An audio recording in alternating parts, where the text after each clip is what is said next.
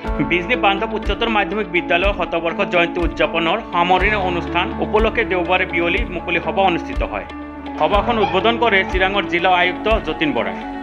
সভাত নিৰ্দিষ্ট বক্তা হিচাপে উপস্থিত থাকে শিশু সাহিত্য ন্যাসৰ সচিব ঋষিকেশ গোস্বামী। স্মৃতি গ্ৰন্থ উন্মোচন কৰে বিডিআৰ আৰু মনোনীত পাৰিষদ Pradip Kumar Baini. News desk Bijni first 24।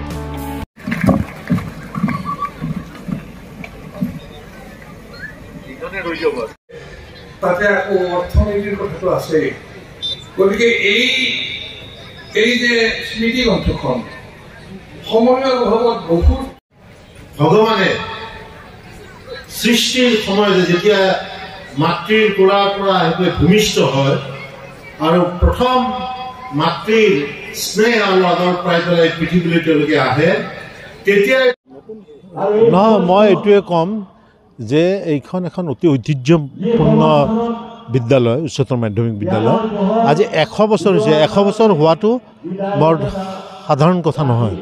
গতিকে ইয়াৰ পৰা বহুত মানৱ সম্পদ এইখন বিদ্যালয়ে গঢ় দিছে আৰু উঠি অহা প্ৰজন্মখিনি যাতে আমাৰ কোনো মদ, ড্ৰাগছ আৰু মোবাইলৰ আসক্তিত পৰিব নোৱাৰে। আমাৰ শিক্ষকসকল হৈছে মানৱ সম্পদ গঢ়া একোজন খনিকৰ। সেই খনিকৰসকলে সম্ভাৱনাৰ আকৰস্বৰূপ ছাত্ৰ ছাত্ৰীসকলৰ মাজত থকা সম্ভাৱনাক উলিয়াই এই সুশিক্ষিত বিজনী অঞ্চলৰ পৰাই একোজন অসমৰ সুযোগ্য সন্তান, ভাৰতৰ সুযোগ্য সন্তান গঢ়ি তোলক।